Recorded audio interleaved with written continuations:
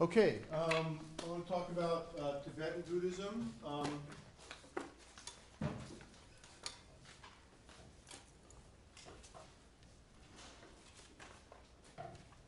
And again, I want to give the disclaimer that I consider myself to be a Tibetan Buddhist. This is the closest thing to organized religion that I follow. So I'm not trying to convert anybody or from any other thing to Tibetan Buddhism, so I might be enthusiastic about it, and I am enthusiastic about it. I like Tibetan Buddhism quite a lot, but that is not, please don't take that as I'm trying to convert you or anything else. Converting people is actually not allowed in Buddhism, so you're really not allowed to go out and convert people. So I don't want you to get the disclaimer, that's not what I'm trying to do, but I will be enthusiastic about Tibetan Buddhism. I really like Tibetan Buddhism, very interesting. And I think, as I told you guys before, Tibetan Buddhism is how I became interested in psychology. And an interesting thing about Tibetan Buddhism is that the first teachers who came to the West, who brought Tibetan Buddhism, especially these guys who were trained in Western, been educated in some of the finest Western educational institutions, and they spoke English perfectly. When they started translating Tibetan Buddhist teachings for Westerners, this is in the late 60s and the 70s, one thing they did is they looked around and they said, wow, these Westerners, they're really into psychology. There's these psychology movements. Psychology is very popular, And so they actually translated a lot of Tibetan Buddhist stuff that came to us as a system of psychology. It was very interesting, and I think they did this on purpose. They wanted to be able to reach Westerners in a way using some kind of form that Westerners could understand, and I think quite brilliantly saw that Tibetan Buddhism and Buddhism in general really, to a large degree, is a system of psychology. And if they could translate what they're doing as a psychological system and introduce it to these Westerners who were very interested at the time as a population, were very interested in psychology, that they could really communicate what it is they wanted to say to Westerners. And so a lot of this early work that comes to us about Tibetan Buddhism has this incredible psychological content, psychological overlay. Now later on what has happened is other Buddhist teachers have come since and said, well, all that psychological stuff is fine, but that's really not all Tibetan Buddhism is. It also is a system of Buddhism, it's a system of belief, it's a worldview, a view of the universe, all these other kind of things, in addition to being psychological. And some of these teachers have some of them take a little bit of exception to the psychologizing of Tibetan Buddhism. But it really, to my mind, it was really brilliant, and it was one of the things that really interested me and got me interested in becoming a psychologist. In fact, I think I did my master's thesis, because I was interested in this stuff. My master's thesis was looking at Tibetan Buddhism and a Western system of psychology and seeing the sort of parallels there. And so I was right in time for maybe a few years late, but right in time of that sort of era, right? Now, of course, what's happened in the real world is psychology has become a lot less popular among just sort of, lay people out there in the world. You guys obviously excluded since you're all mostly psych majors. And now people interested in Tibetan Buddhism, to me, seem to be less interested in the psychological part of it, more interested in the other stuff, which is good and bad, good and bad. But it was interesting, if you looked at people who became Tibetan Buddhists early on in America, for instance, you'll find a high proportion of psychologists. Okay? A lot of people who are into psychology or professional psychologists became interested in this stuff. Again, that's not necessarily the case now. Now you're more likely to find people who are neuroscientists, because that's where the Tibetan Buddhists are translating what they're doing. The big translation, the modern translation of Tibetan Buddhism into sort of the popular consciousness is through neuroscience now.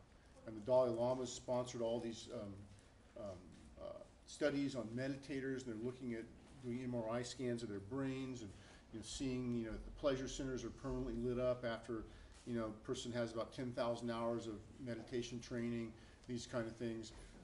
This is what's entering into the popular consciousness nowadays. Not all the psychological stuff, not all the Freudian and Jungian stuff and this kind of thing that I've been talking to you about, but more of the neuroscience stuff. And were I a younger, more astute, and smarter person teaching this class, I would probably teach it much more from a viewpoint of neuroscience as opposed to something like Jungian psychology, right? But, I got to teach you what I know best. I know Jung and Freud really well. I don't know neuroscience that well. I'm not a neuroscientist. I like it. It's really interesting stuff. I'd like to learn about it. But I'm not that competent to teach that. And I think you guys are going to get some reasonably good exposure to neuroscience in your training here, because you'll have, brain and behavior class. You'll have, class of perception. You'll learn about behavioral neurosciences from, some of our very good faculty. And I'm hoping that you can take the stuff you got in this class, and when stuff comes up in those classes, you can go, aha, there's a nice correspondence between some of the stuff you'll see. And there is a lot of modern research on this stuff. And Dr. Key actually knows a lot about this stuff. And she sticks people in MRI machines and does research on them. And she knows some of the people who are doing this with Buddhist meditators.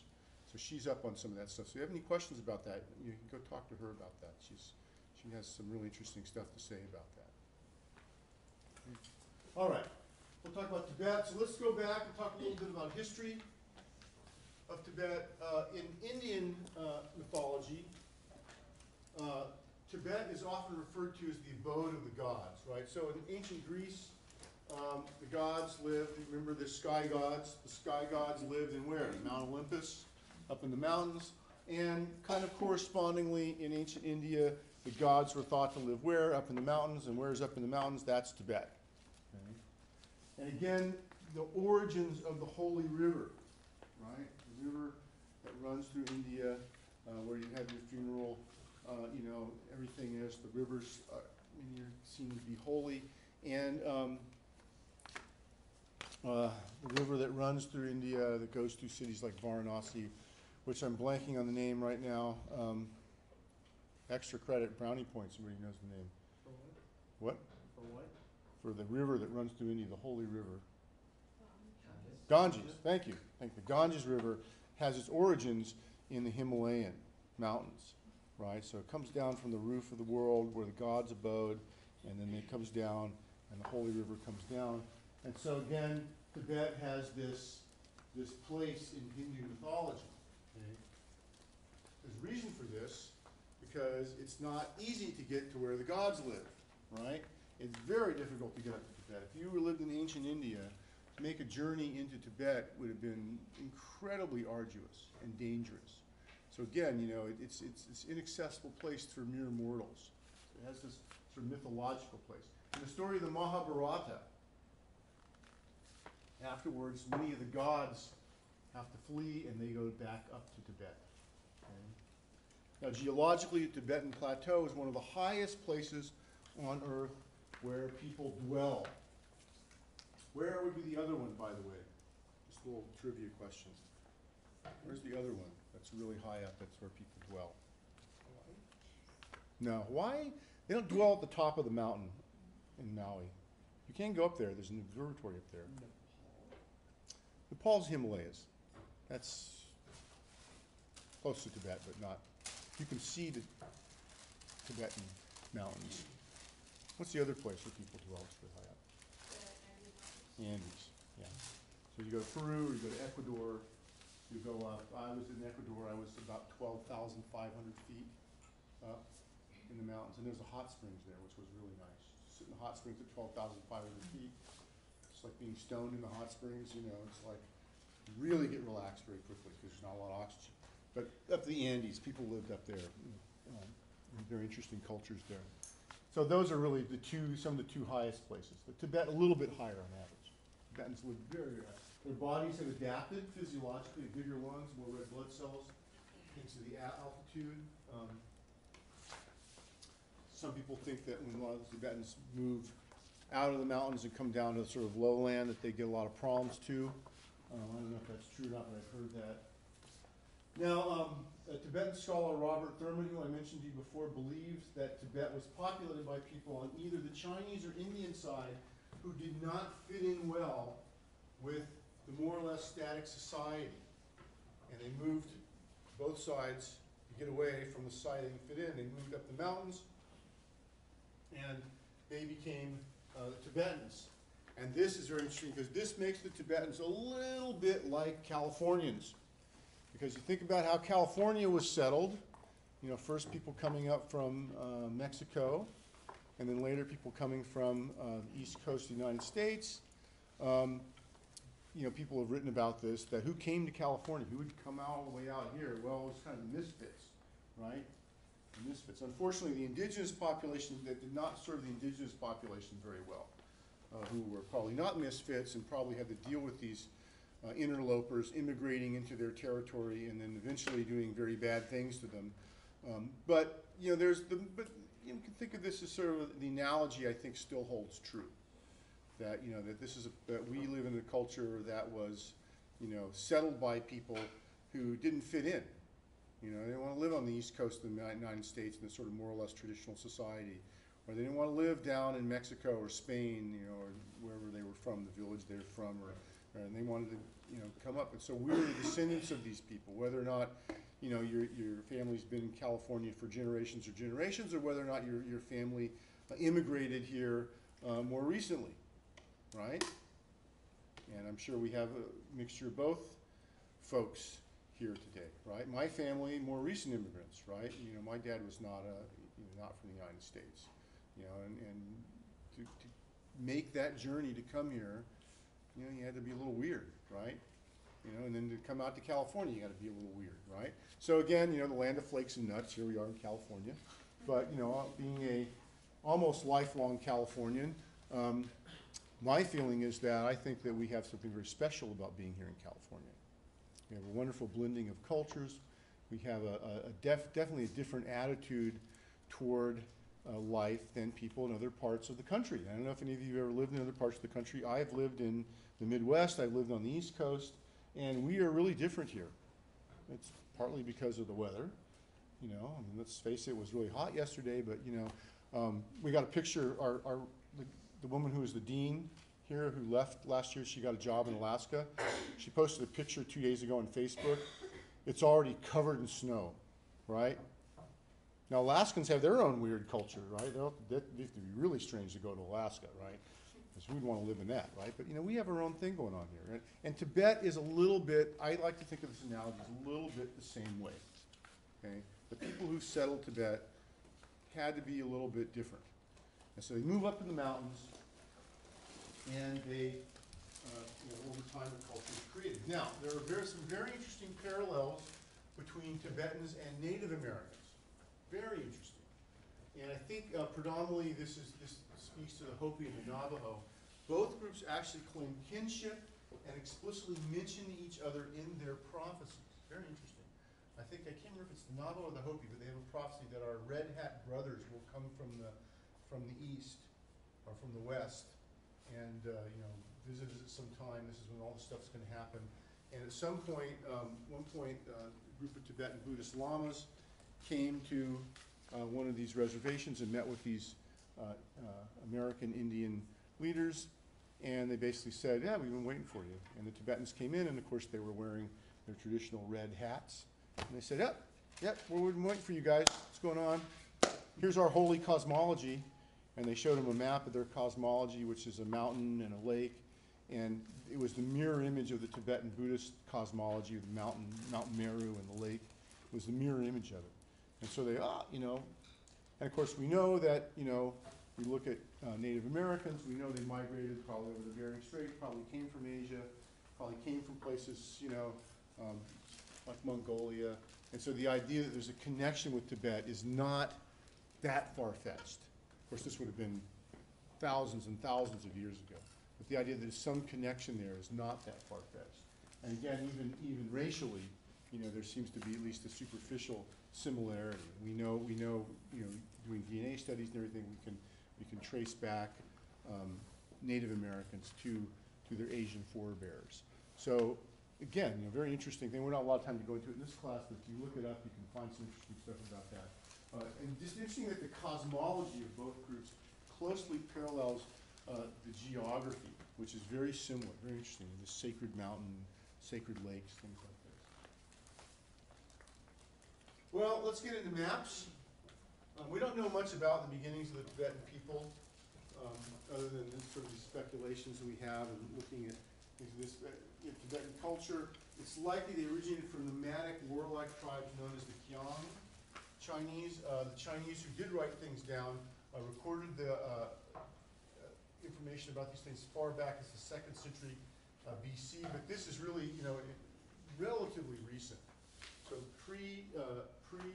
what the Chinese wrote down, we don't know a lot about what was going on in Tibet because they weren't writing things down. Okay? The people of Tibet did not merge as a politically united force until about the 7th century AD. Okay? And here's a map, and this is really important to show you. This is India here. Here is China. It's an old map, right? And here is Tibet. In this area here. Nepal is here. Little country here. Bhutan here. And India here. This is China. Silk Road.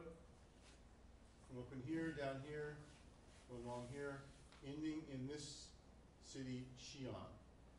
Very important for transmitting culture, goods, ideas from China to the rest of the world over here, even the Middle East, things like this. And going through sort of this northern part here, Kashgar, very interesting stuff. Now, this class, we're not going to talk a whole lot about the Silk Road.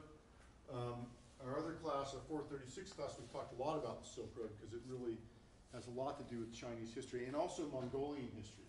You got to remember that Mongolians, depending on time periods, the Mongols had, one of, if not the greatest empire in the entire world. Under Genghis Khan, they stretched their empire into the Middle East. They even got into Europe. They took over largest swaths of Russia, and there's a huge empire that originated here. Also, many times in history, the Mongolians or the ancestors or the descendants of the Mongolians took over China. Right? And so again, ethnically, the Mongolians related to the Tibetans. So again, we see this here. I'm not going to go much into that in this class. Take my 436 class. We have Dr. Corbett comes and talks a lot about the Mongolians. He lived among the Mongolians, talks a lot about it. Quite fascinating culture, very interesting history. Now, before the arrival of Buddhism in Tibet, like many cultures around the world, what was practiced was a form of shamanism. So shamanism is very, very common around the world. Now, when I talk to you about Taoism in this class, I'm going to go into some detail about what shamanism is. Okay, I won't descend too much of that now, except to say that shamanism usually is involved in seeing the world as being inhabited by not only human beings but also other entities, supernatural entities. And these can be deities, these can be demons, these can be animals, these kind of things. And part of how you get along in the world is that you also have to negotiate, live with, fend off, invite, whatever it might be, these entities, because they are in and around you, and involved in your life, whether you like it or not. Okay? And the shaman's job is to sort of intercede with these entities on your behalf, or possibly in some cases on their own behalf to amalgamate power to whatever. There's lots of stories about this. And so the indigenous religion, native religion of Tibet was called Bonpo, and this is a form of shamanism, and it looks a lot like other shamanistic religions from around the world. So if I got some Huichol Indians from Mexico and I got some Bonpo priests from the old school, back in the old days, and I put them together, they would probably see eye to eye on a lot of stuff. It probably makes sense to them how they each other viewed, the world. Okay? And again, this is, you can pick other shamans. Shamanism is very interesting because it's a kind of form of religious practice, belief that really pops up all over around the world, in many, many different places. And so again, it is something you can also see as underlying many of the major world religions. And we talk about Taoism. I will go into some detail about this in a couple weeks. Bonpo priests would do things. They would recite, wouldn't necessarily be a mantra back in the old days, but it might have been some sort of magical sound formula. They perform other rituals. They would do exorcism. They would invoke powerful spirits. These might be for to get gain or wealth, or avenging enemies.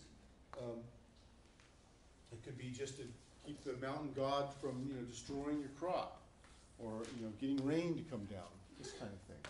And again, if you look at Native American religions and you look at something like Bonpo, you will see a striking similarity. Okay?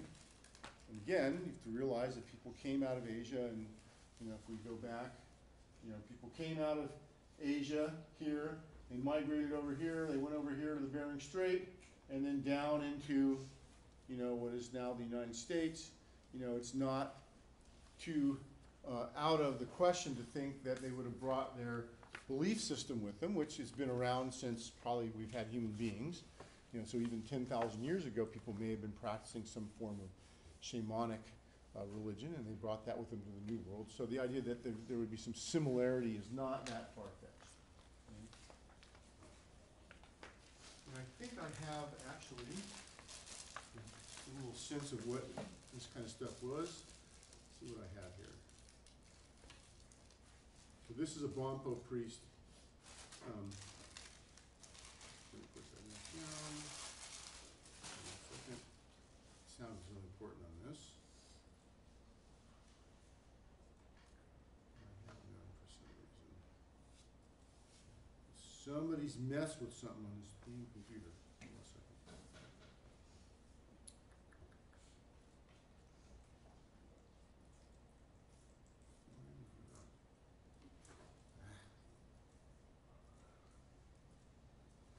Oh, why did this happen? This happened the other day too, and I thought they fixed it.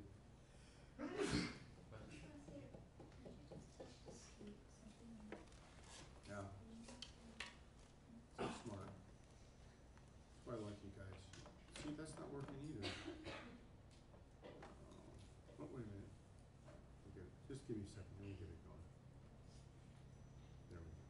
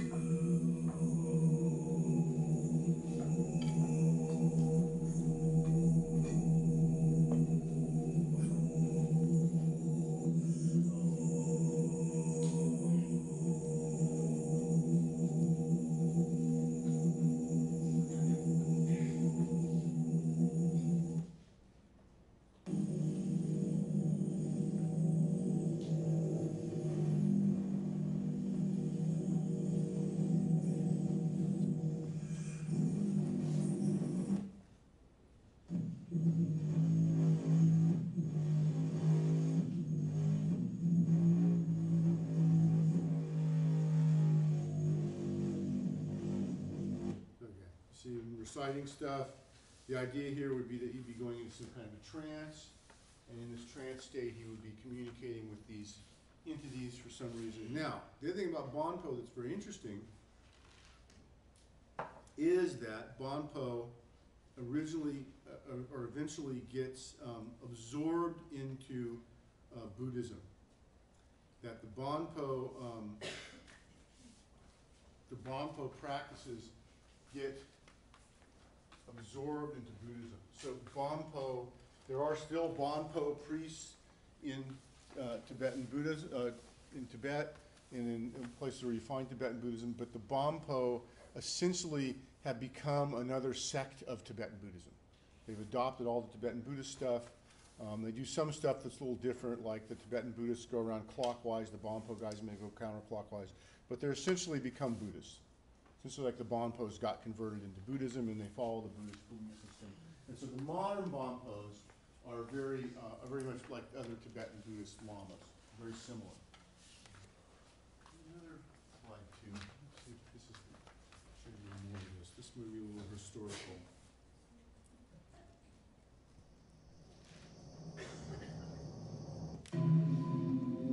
So these are Bonpo priests, and they're doing a pilgrimage here.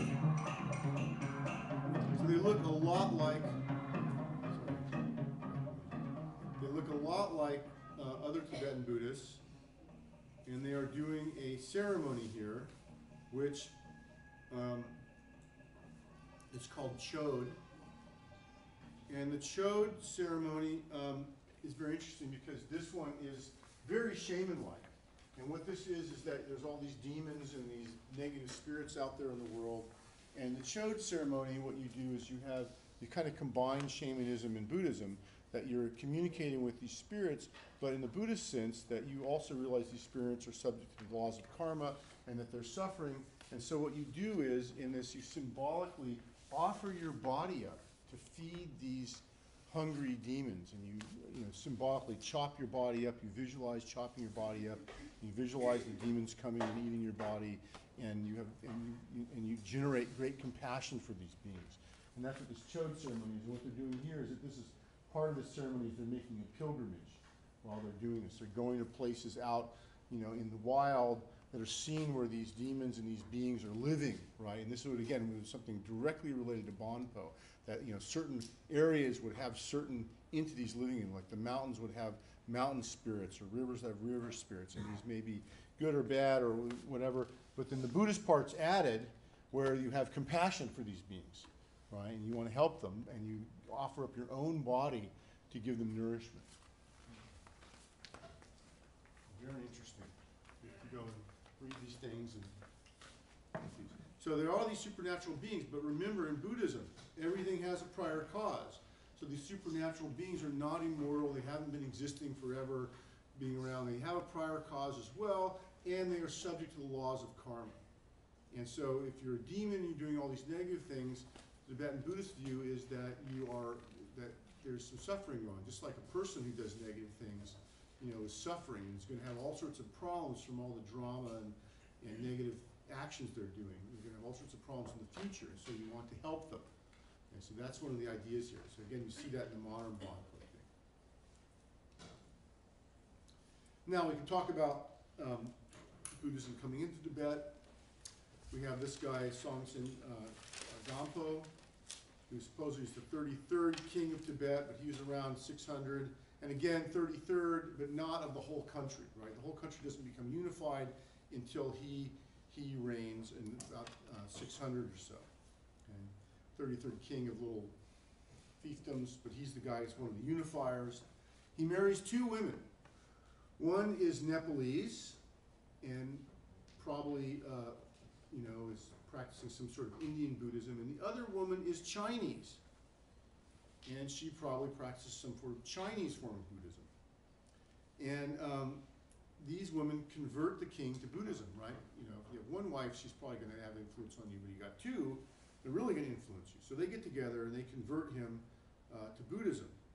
And he gets converted, he becomes really into Buddhism, and then he becomes thought of as the Bodhisattva of compassion, whose name is Avalokiteshvara. We'll talk about him in a bit. And he is a guy who then promotes Buddhism in India, or in Tibet, and really makes it a thing, makes Tibet a Buddhist country, right? Again, remember I told you, when the ruler adopts a religion, that really influences the people. So there's these two wives. And also shows the influence not only of Indian Buddhism in Tibet, but also the influence of Chinese Buddhism. Buddhism by this time is Mahayana Buddhism. Probably Chan Buddhism is in China. The wife is coming from China. She's bringing this Chinese view of Buddhism, gets integrated into Tibetan Buddhism. I don't think the Tibetan Buddhists acknowledge this much, but there is an aspect of Tibetan Buddhism that has a lot of the elements of Zen Buddhism in it. Okay, it's there. You definitely can see, if you look for it, you can see it. And I think this story shows that influence, where that's coming from originally. Okay. Now later on, supposedly, the Chinese invite people from India, and they invite China to argue which is the better form of Buddhism, and supposedly the Indian Buddhists win and the Chinese go home. But I think there's some influence from China in Tibet. Tibet, in various times in history, actually conquers China, and Chinese give tribute to Tibet. And so again, this is also one of the modern claims that the Chinese make, that Tibet was always part of China. Actually, it's not really true. It's the other way around, that China was part of Tibet. It wasn't the other way around. So this is, again, one of the things that the modern Chinese government has distorted in order to justify their invasion of Tibet. We're going to talk a lot more about that in a little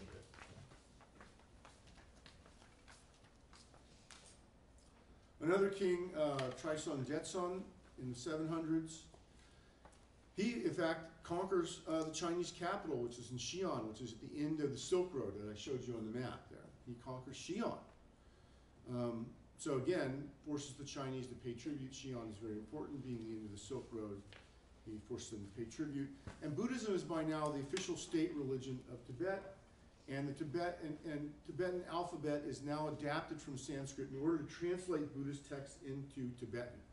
Okay? And again, this, as I said before, the reason the Tibetan language is considered to be sacred. Here's a picture of Trisong Detsen here.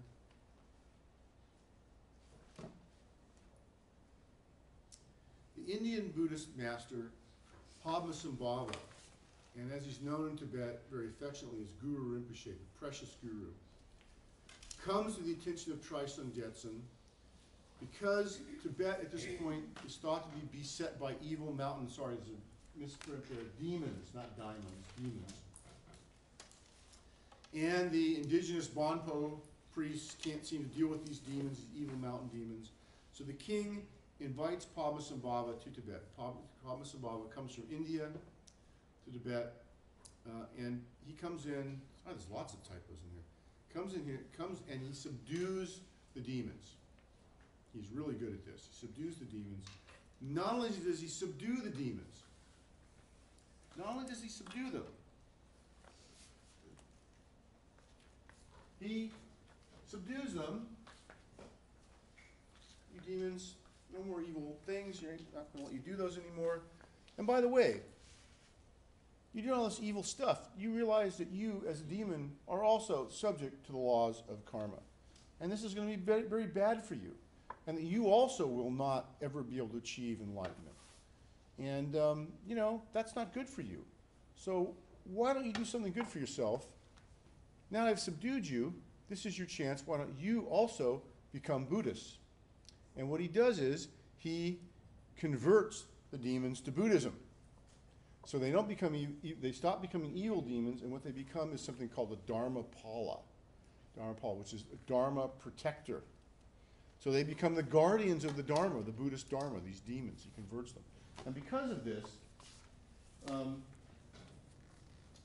he is thought of as the founder of Tibetan Buddhism. Okay, Padmasambhava, the founder of Tibetan Buddhism. And he founded the first Buddhist monastery in Tibet, Samye Monastery, which becomes very famous later on, and converts the Bonpo demons to Buddhism. And he also does something else. The emperor is so pleased with him that he gives Padmasambhava one of his wives as a consort. And again, emperors have lots of wives, consorts, concubines, and so he gives one to Padmasambhava. Says, here, this is your extra bonus. And her name is Yeshe Shogel, and she becomes his consort, and he teaches her Buddhism. And she becomes a great Buddhist master in her own right, and becomes a great Buddhist teacher in her own right, and founds nunneries, things like this. And in fact, Yeshe Shogel's one of her main nunneries is still around in Tibet, and you can go visit there. There's a woman who is based in Hawaii, who is a Western woman who became a Tibetan Buddhist Lama, and every year she takes people to visit this monastery. They also support the monastery. It's the way they support the monastery. She takes them every year, and they go visit one of Yeshe Shogel's monasteries in Tibet and support the nuns and have this great trip to Tibet. I always want to go, but unfortunately, she does this trip right at the beginning of the fall semester. So it's really hard for me to get away. So I haven't gone yet, but I'd like to go someday and see this place. It's really neat. Okay. So Padmasambhava, and this is the very famous picture of statue of Padmasambhava, that somebody made this statue of Padmasambhava, and he looked at it. I showed him the thing. He looked at the statue and he said, "Oh, it looks like me." And so this is called the "looks like me" statue. So Padmasambhava looked at the statue and said, "It looks like me." And then he blessed it, put mantras inside it, blessed it, and then he said, "Now it is me." So the statue itself is a very, very holy statue. Lots of spiritual mojo in it. And what happened is somebody took a picture of it, a very early picture of it. It's been colorized. And this is one of the most famous pictures of Padmasambhava. You see it everywhere. And it's called the "Looks Like Me" Padmasambhava.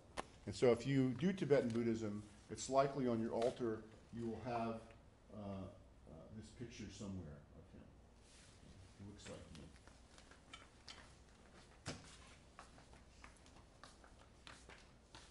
me. Now, the original school of Tibetan Buddhism that is founded by Padmasambhava becomes the Nyingma branch. I'll talk about them, the Nyingma branch of Tibetan Buddhism. And they are the old school of Tibetan Buddhism. They are the first original Tibetan Buddhist school. And Padmasambhava is a central figure for this school. Okay? So when they have their root guru, they call their root teacher, it's Padmasambhava. Okay? But he's revered by all Tibetan Buddhist schools. But the Nyingma especially, Padmasambhava is the main guy. Now, a treaty of non-aggression between the Tibetan Empire and the Chinese Empire was signed in the 800s. The text that was carved in Tibetan and Chinese says, "Great Tibet and Great China would act toward each other with respect, friendship, and equality." Okay, so again, if you go back and look at history, you know that these countries were really, were equals back in the day. They weren't, one wasn't just conquering the other. China didn't just conquer Tibet. In 838. One of the main Buddhist rulers, Rinpoche, is murdered by the Bonpos, who are a little pissed off by this time that their religion has been superseded by Tibetan Buddhists. And this is the beginning of the fall of the Yarlung dynasty, which ushers in a dark age for Tibetan Buddhism from about 800 to 1000. Okay, so this is the era when Buddhism falls out of favor and Buddhists are persecuted in Tibet. Okay. About 200 years of this not good era for Buddhism in Tibet. After so much trouble had been made to bring Buddhism to Tibet and to establish it there, to have this happen, very bad.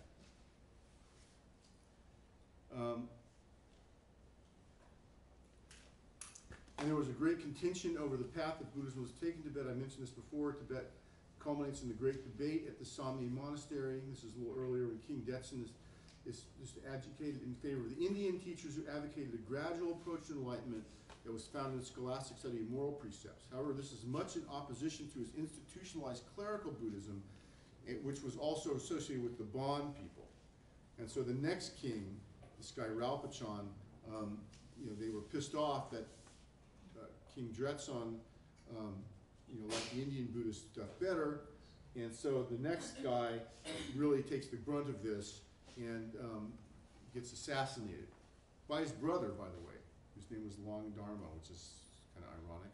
And again, then Buddhists are then persecuted for a while. Okay, and the Tibetan state quickly collapses into a number of warring principalities. In the confusion that follows, support for Buddhism dwindles, and clerical monastic Buddhism experiences a 150-year hiatus. Okay. And Tibet also stops expanding in Asia, because the Tibetans were very warlike originally. They were doing a lot of expansion of their country, but this stops now because of the local power struggles.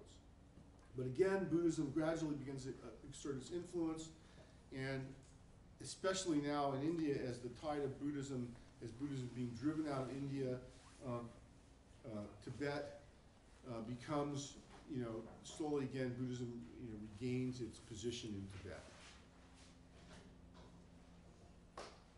And more maps.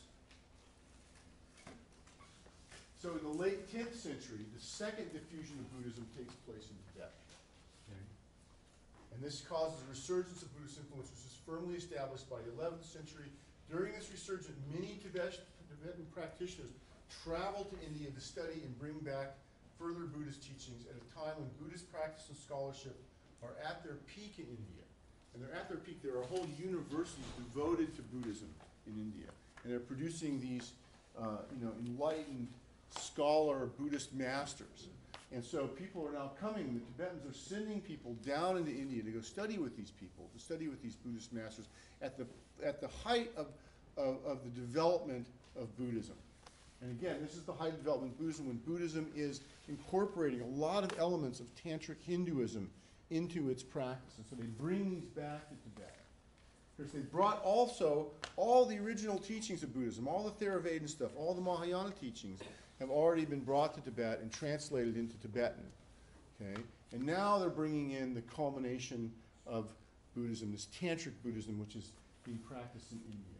And they bring these in, and this revitalizes Tibetan Buddhist thought, and also causes the Tibetan Buddhists to reform a number of the Buddhist schools in Tibet. There's big reforms going on. So the Nyingma guys have been around, but these new teachers are coming back. They're saying, yeah, the Nyingma guys, they're kind of slacking off. They've kind of gotten a little decrepit, especially like many of their teachers now are all married and they're householders.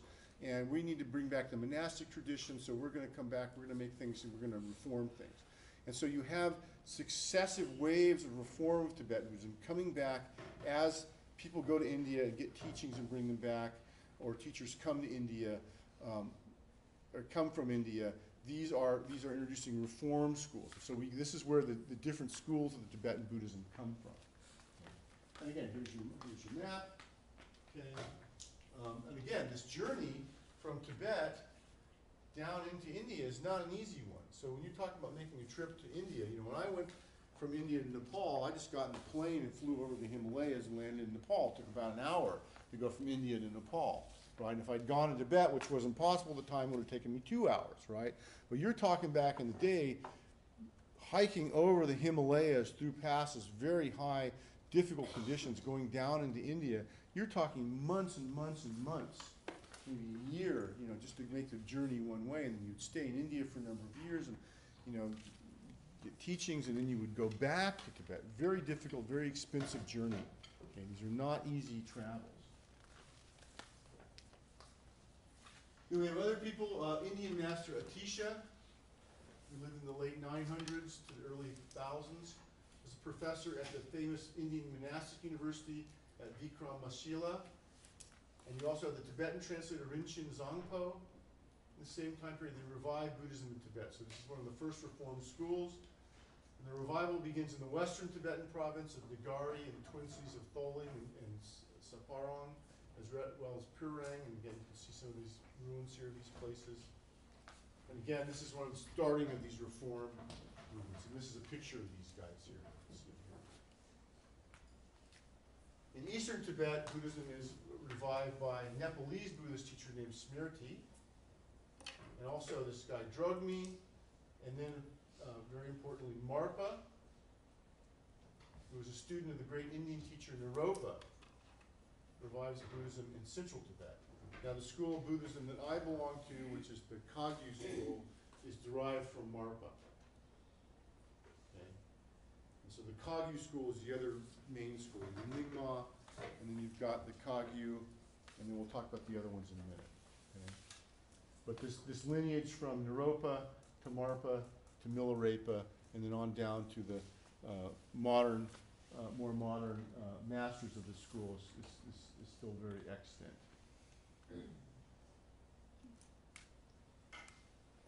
Okay, when Buddhism again becomes established in Tibet, this is very interesting.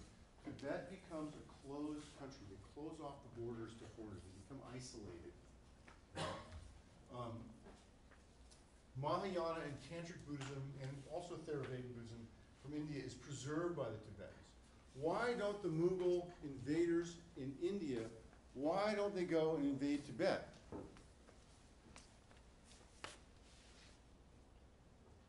Because who the hell wants to put that much effort into invading a country where the average elevation is 12,500 to 13,500 feet? Really? I don't think we're going to go up there. Send an army through the Himalayas, the expense, you know, I mean, we're going to lose a lot of guys just getting there, and we're going to get there. These guys are very warlike, too. You know, they're pretty good warriors. We're going to get there, and it's going to be cold, conditions are going to be terrible, and there's nothing there. So, yeah, to hell with it, right? So they don't bother going to Tibet, okay? They don't bother going to Tibet. But the Tibetans don't really want people coming in, so they close off the country, and a theocracy is established in Tibet, where the principles of Buddhism influence how the government is run. And the government and Buddhist leaders merge to some degree. Okay? Now in America, we don't like this. We try to keep church and state separate, but that's not true in a lot of, if you look at history around the world, that's not true in a lot of places, and this is a place where it wasn't true. But you try to develop the government and run it along Buddhist principles. That was the idea. A complete canon of Tibetan Buddhist texts are compiled in the 14th century. Okay? And these are two very important things. So we take all the Buddhist teachings, all the Theravada, all the Mahayana, all the Tantric Buddhism, and we put everything, and we compile these, the whole of Buddhism. We're keeping up here in Tibet. We're isolated. We're not letting people in. We're going to preserve this stuff up here. And there's two important groups of works here. The Kangyur, which are the sutras in 108 volumes, and the Tongyur, which are the Shasta commentaries in 225 volumes. So these are a huge amount of work that is preserved in Tibet. And I think I have a picture of this to show you. See some of the stuff. You get a sense of how much stuff this is.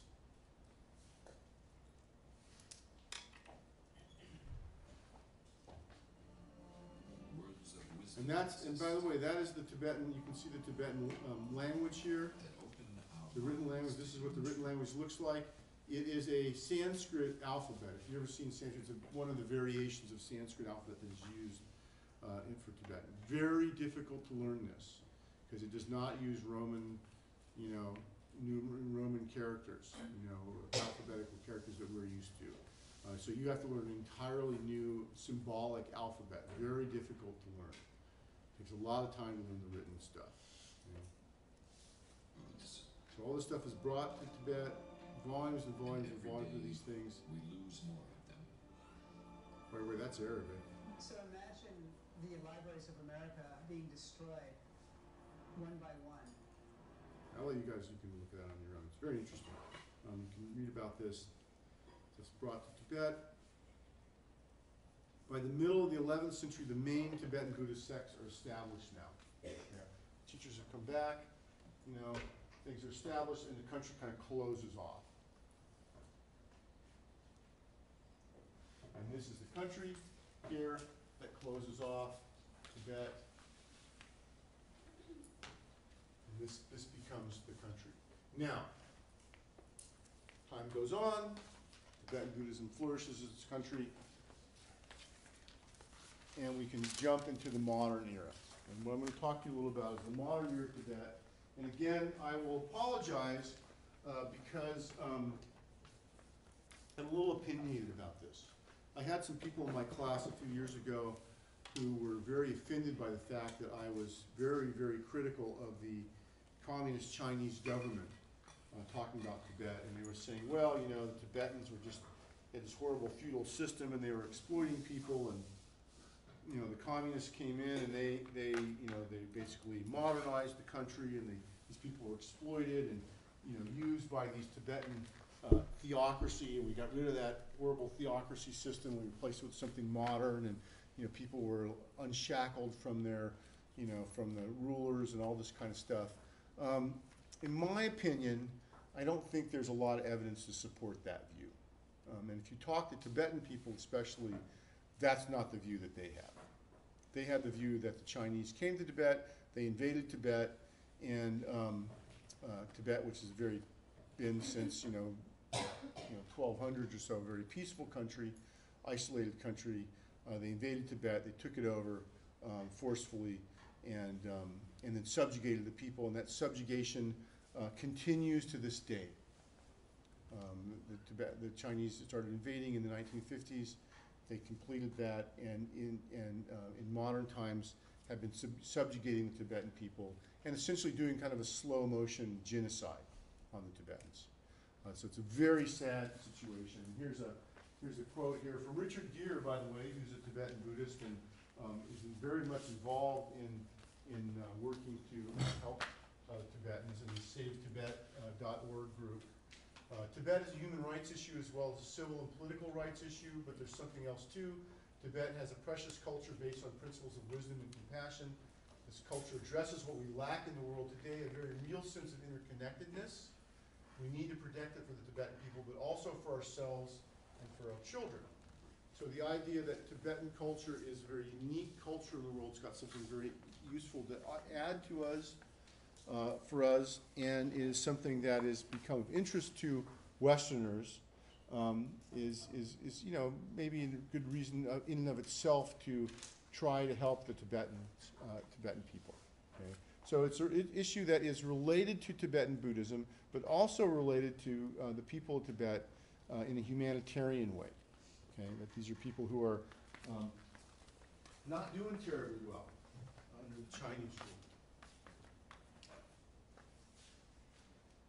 Now, Tibet, a high plateau between China and India, it's remote from the rest of the world, is a widely dispersed population, mostly nomads, farmers, monks, and traders, has its own national flag, its own currency, a very distinct culture and religion. But in 1949, following the foundation of the communist state, the People's Liberation Army had its first invasion of Tibet and soon overpowered its very poorly equipped army and guerrilla resistance group. Okay, and so you can see, the Chinese have modern weapons, et cetera, et cetera, et cetera. The Tibetans just have a bunch of rifles and horses and stuff, and China, at this point had a very reasonably modern army, and of course, there's nothing Tibet really could do. Why would the Chinese care about Tibet? Why would Mao Zedong bother to invade Tibet? Because we saw the Mongols didn't want to do it. They didn't want to come up from India and do it back in the day. Why would the communist Chinese bother to invade Tibet? What do you think? What do they want there? There's not much there. A lot of open space. It's cold. It's high. Yeah. More resources, more workers. Well, the resources is true. Okay, workers I don't know about, but the resource is very true. Tibetan Plateau is rife in natural resources, and especially uranium. And if you're a soon-to-be nuclear state, having uranium deposits is very important for making all sorts of atom bombs and nuclear power plants and things like that. And the other reason is Tibet is high up, and so who could be threatening to China in the future? Who might be a threat to China? Another big country. India, right? Especially India that was, just newly liberated from Britain. That's going to come into its own. And so if you put missiles up in the Tibetan Plateau, those missiles can it's like you're looking down, and missiles can very easily travel down into India, okay? And so you can protect that border. You have lots of resources. And so this, and the other thing I think too is to realize also that the communist Chinese, initially under Mao Zedong, had a very expansionist viewpoint. That that China had been invaded, and of course World War II was a terrible situation for the Chinese. The end of the war, there are two Chinese factions. I'm oversimplifying. You have the nationalist Chinese under Chiang Kai-shek, and then you have the communist Chinese under Mao Zedong. And eventually the communist Chinese are able to prevail, and Mao Zedong is able to take over the country, and Chiang Kai-shek and the nationalists are driven to Taiwan, right? And then the communists take over, and you know there is a collective kind of what's the word for it? Fear in China. You know that China is a country that's been divided up among all these Western powers. They've abused China. The Japanese came over, took over lots of part of China. They were doing horrible, horrible things to Chinese people. There was all sorts of atrocities in the war, just unbelievable atrocities, which if you take my other class, I'll mention a little bit. In the Nazi Germany class, I'll talk about some of the medical atrocities that were visited on the Chinese. But the Japanese invasion and occupation was just horrible. And you can kind of understand that the communists, they're like, this is never going to happen again. We are going to become a strong country. We're going to do whatever it takes to become strong. And one of the things is to do, we have to find sort of our manifest destiny, which would include the Tibetan Plateau. We can obviously say that we can distort history a little bit and say, well, those Tibetans, they used to be part of China, really the other way around, but we'll overlook that. We'll expand to our natural borders, you know, and we'll have that border with India where we're looking over, we can have missiles over there. We're not letting anybody come and mess with us anymore, right? And so in one way you can kind of understand the sort of group trauma that the Chinese people suffered, you know, would lead to a, you know, sort of this communist expansion and this trying to develop the country to be as strong as possible because they didn't want that to happen again. Okay? On the other hand, you can see it for what it was, which was, you know, basically, you know, violating the sovereignty of a well-established and peaceful other country that just unfortunately happened to be your neighbor. So this is what happens to that. This has continued to be a problem. And I'll go into a little detail more next time, but what happens is the Tibetan government is able to flee at the last, I mean, there's successive invasions of Tibet, and they just keep getting worse, they keep taking more territory. The Tibetans go and they try to reason with the Chinese. The very young Dalai Lama goes to China, meets Mao Zedong, who tells him that opiate is the poison of the masses, and he's very anti-religious. And the writing becomes on the wall. You know, let's stay at peace with China, you know, but eventually what happens is the Chinese, after successive invasions, they finally just come in and just take over the place wholesale.